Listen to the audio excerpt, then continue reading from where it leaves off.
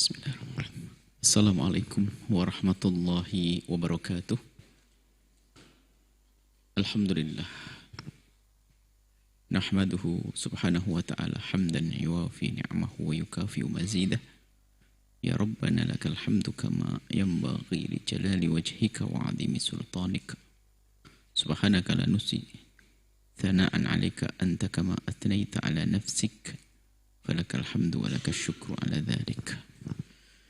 Allahumma ya Rabbana wa ya ghafiradz dzunubi ighfiriz dzunub wa ya mufarrijal kurubi farrijal kurub wa ya satiral uyub isturil uyub bi barakatil habibil mahbub urzuqna ya Rabbana taubata qabla al-maut wa syahadata 'inda al-maut wal jannata ba'da al-maut. Amma ba'd.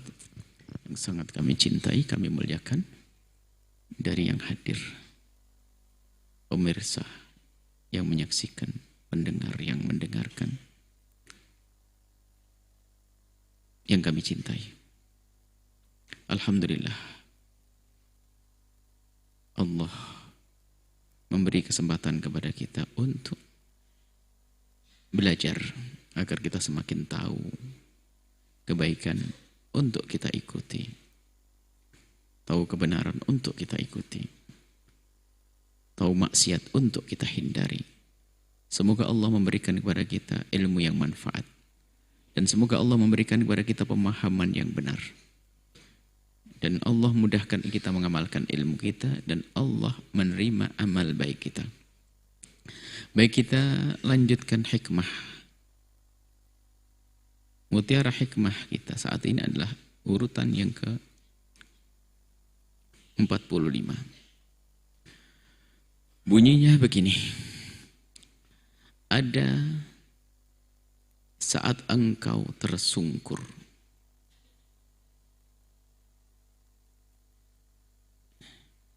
itu karena engkau ingin bangkit. Terus bangkit dan maju. Jangan takut tersungkur. Karena engkau tidak pernah bercita-cita untuk runtuh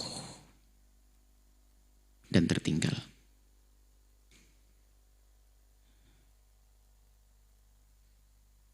Kita manusia dilahirkan oleh Allah sama. Dilahirkan oleh Allah, dilahirkan oleh ibunda kita sama. Dalam keadaan tidak punya ilmu.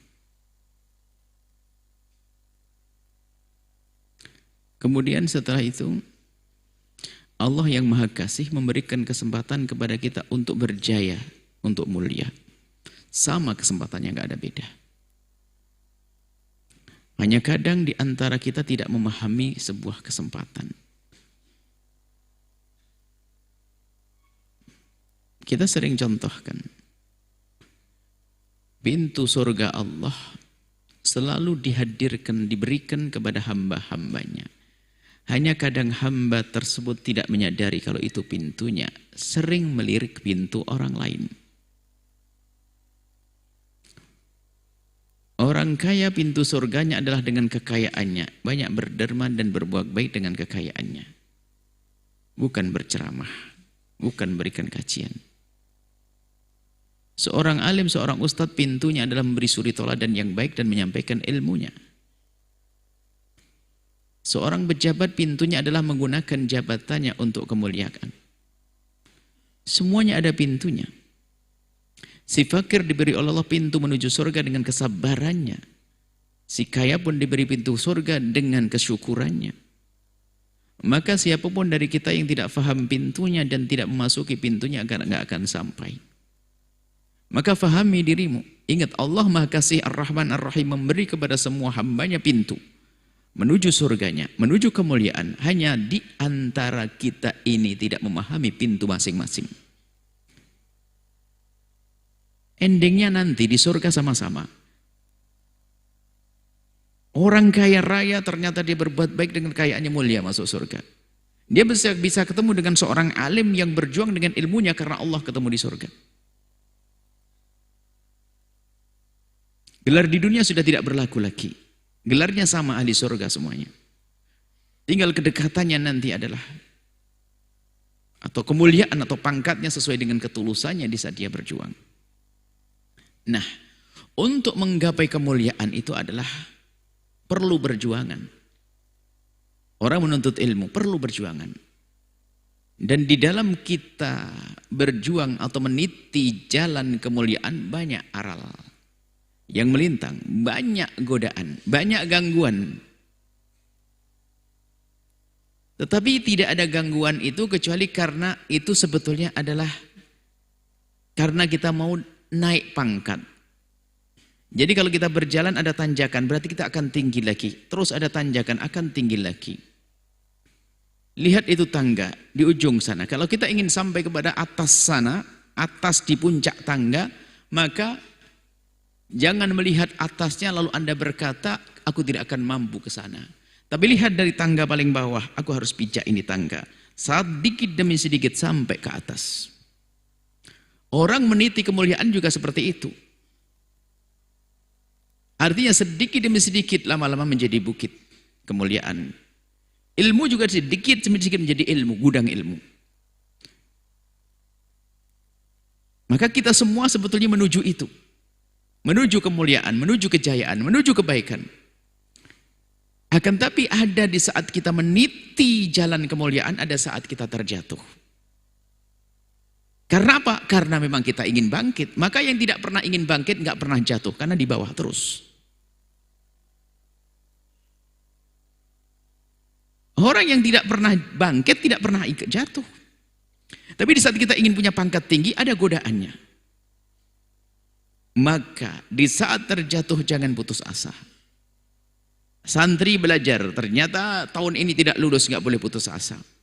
Karena sebetulnya itu cambuk agar lebih serius lagi dalam belajar. Nggak boleh ada keputusasaan. Terjatuh iya, bangkit. Terjatuh iya, bangkit. Dan jatuh di sini maknanya adalah tertundanya sebuah kesuksesan. Bisa jadi seseorang terjatuh dalam kemaksiatan. Baginda Nabi memberikan kabar kepada orang yang bermaksiat, jangan putus asa. Sebab putus asa itu adalah termasuk dosa yang lebih besar daripada dosa itu sendiri. Putus asa karena dosa, maka putus asa lebih besar dosanya daripada dosa itu sendiri. Maka siapapun yang saat ini terpuruk dalam kehinaan, artinya Anda tersungkur. Maka bangkitlah dan bangkitlah, karena hati kecil Anda mengatakan bahasanya, aku tidak mau tersungkur. Biarpun katanya anggap saja orang paling jahat. Orang yang paling jahat kalau kita bertanya hati kecilnya, maka sesungguhnya dia menginginkan kemuliaan. Sehingga kalau ada bos perampok, orang paling jahat kalau punya putri, nggak pernah dia mencari menantu yang sama-sama jahat seperti dia, nggak. Pasti cari menantu yang baik misalnya. Nah inilah, maka ada saat kita ini terpuruk atau tersungkur. Maka jangan putus asa, bangkit dan bangkit. Adapun masalah terpuruk itu atau tersungkur atau kita terjatuh, itu adalah wajar dalam sebuah perjalanan. Asalkan kita tidak sengaja menjatuhkan diri. Orang kepleset dalam kemaksiatan, kita manusia, segera menyesal, mohon ampun kepada Allah yang Maha Pengampun. Anta ibu minadz-dzambi kaman la dzambalah. Selesai. Yang bertobat dari dosa seperti orang yang tidak pernah punya dosa. Tapi jangan putus asa dengan dosa lalu berkata, aku tidak mungkin selamat, aku tidak masuk surga. Akan terpuruk dia, menjadi temannya iblis.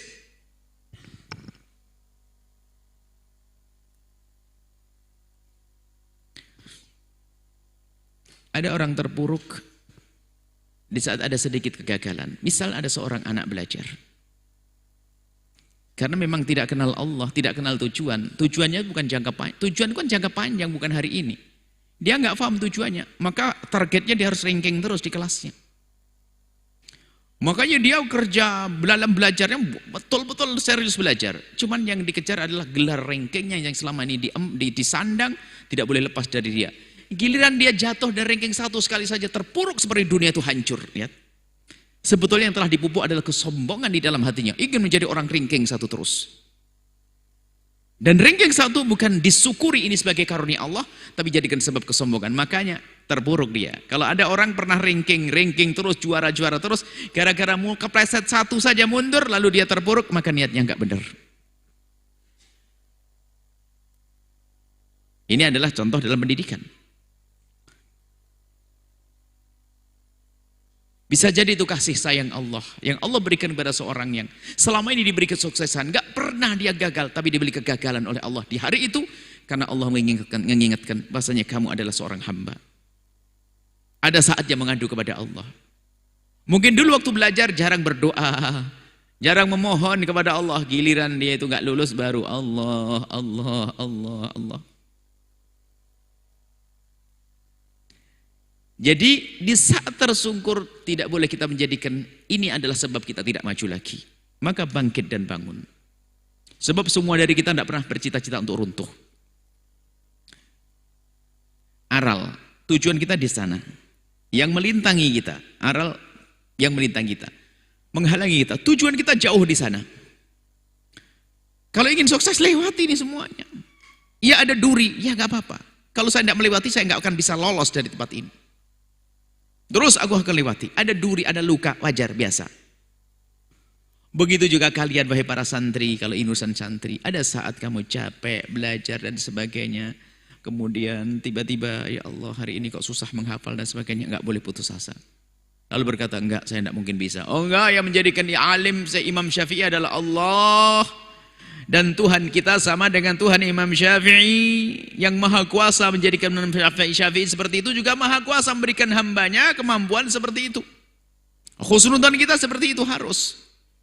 Bahkan kalau seorang hamba bercita-cita untuk menjadi orang soleh, orang baik yang ditunjuk oleh dia, ya Allah aku pengen seperti dia, lalu dia berusaha dan berusaha, biarpun secara zahir dia tidak bisa mencapai seperti orang tersebut, dia tidak bisa sama orang tersebut, ternyata pangkatnya sama tinggi nanti di hadapan Allah. Kan disebutkan oleh baginda Nabi Ghibtah, ada orang melihat orang kaya raya lalu dia berderma, lalu dia berkeinginan seperti dia nggak kaya-kaya tapi niatnya benar, sama dapat pahala seperti dia. Melihat orang alim mengamalkan ilmunya menjadi penerusnya dakwah Rasulullah, lalu dia ingin belajar, belajarnya benar-benar sampai bahasanya hafal satu lupa dua, terus gak hafal-hafal, tapi dia serius sampai itu nggak alim-alim, tapi dia serius tidak. Bahkan setelah itu khusnudan kepada Allah, aku belajar bertahun-tahun tapi tetap tidak bisa alim, tapi Allah kan maha kasih, mungkin anakku yang akan alim. Ternyata anak juga gak alim, cucu gak alim, tapi setelah meninggal dia menemukan pangkat tinggi di hadapan Allah karena ketulusan niat tersebut.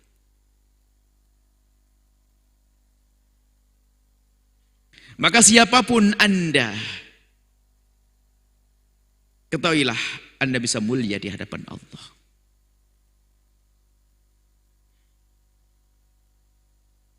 Jangan terhenti langkah Anda menuju kemuliaan karena tersungkur tadi. Misalnya keluarga tidak baik. Keluarga saya bukan keluarga baik-baik.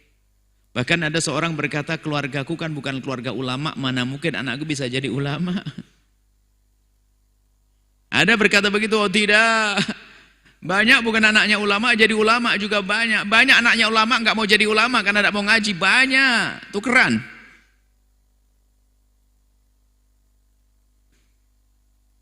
Bapak saya kan nggak baik, mana mungkin saya bisa baik.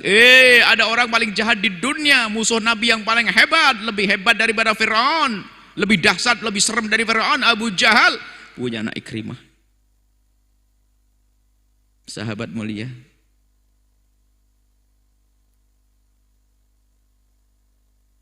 Untuk mulia jangan dibayang-bayangi dengan keterpurukan ayahandamu.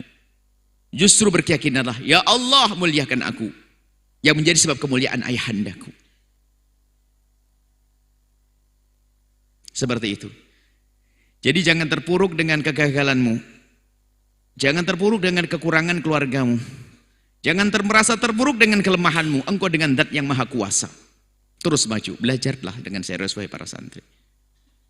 Khusnudan bahasanya, engkau sukses. Engkau sukses.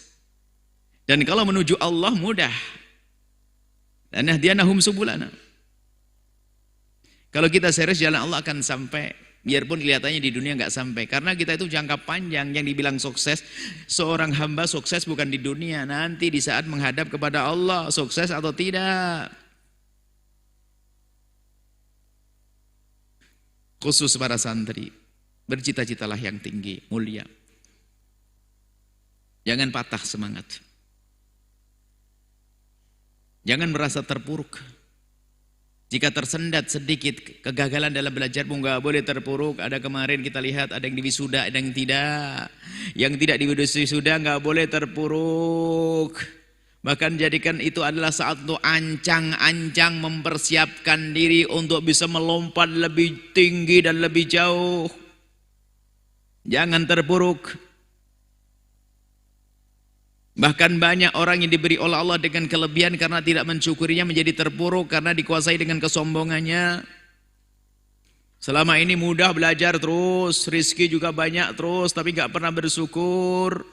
Akibatnya yang ada sombong, terpuruklah dia dengan kesombongannya karena Allah yang merendahkan man takabbar wada'ahu Allah. Yang sombong direndahkan oleh Allah, kelihatannya di dunia mentereng, petentang-petenteng, adigang, adigung, adiguno, mentang-mentang semuanya seolah-olah di bawahnya dia, ternyata dia runtuh di hadapan Allah. Jangan terpuruk dengan kelemahanmu, kekuranganmu, para santri. Anda semuanya. Siapa Anda? Anda selama ini dari keluarga mungkin ada keluarga penjudi, pemabuk, bahkan mungkin ada yang pezina dan sebagainya. Tidak. Jangan sampai dengan tersungkurnya keluarga Anda menjadikan Anda terburuk. Bangkitlah dan bangkitlah dan bangkitlah. Anda punya Tuhan Maha Kasih yang bisa mengangkat hambanya dari keterpurukan menuju kemuliaan.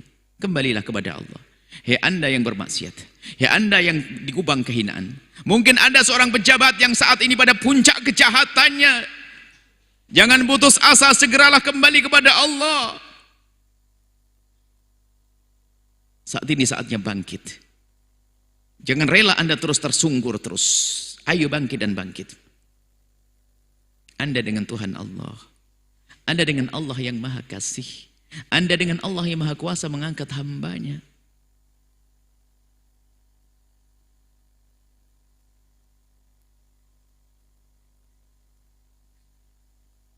Anda dari keluarga yang katanya keluarga tidak baik, esok hari bisa menjadi keluarga baik-baik. Yang jelas jangan merasa terpuruk. Di saat tersungkur segera bangkit. Karena sesungguhnya di hati kecil Anda tidak pernah bercita-cita untuk menjadi orang terpuruk dan orang tersungkur. Bangkit dan bangkitlah. Terus berusaha dan berusaha, tidak ada hentinya. Dan ingat, target kita adalah bukan saja urusan dunia sampai di akhirat. Sehingga ada seorang hamba terlihat di dunia belum berhasil, tapi di akhirat sudah berhasil.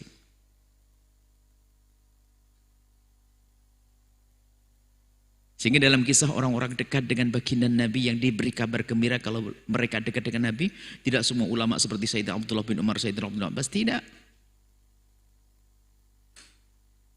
Ada seorang anak seperti Tha'labah bin Abdurrahman. Orang-orang yang biasa, bukan seorang alim, tapi karena kedekatan hatinya, kesungguhannya untuk menjadi mulia, Allah angkat, Allah jadikan mereka mulia.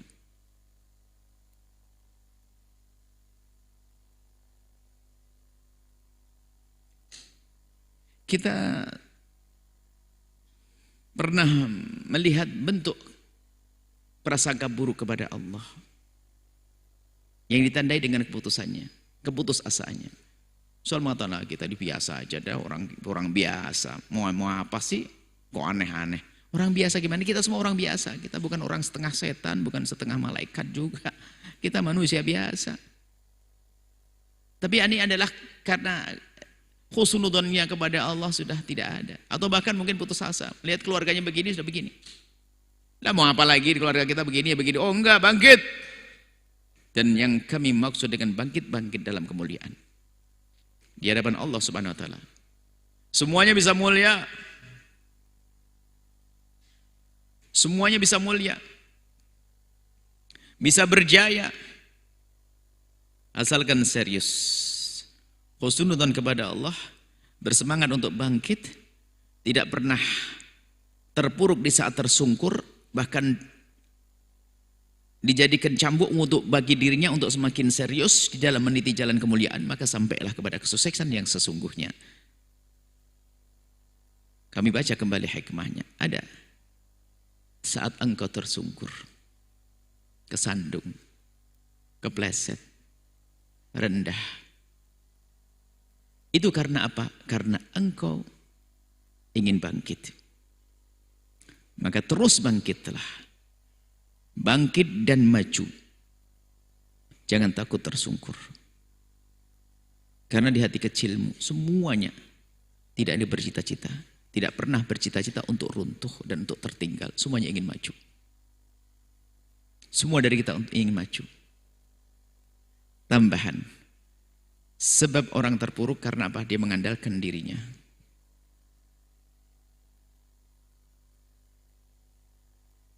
Tidak mengandalkan Allah.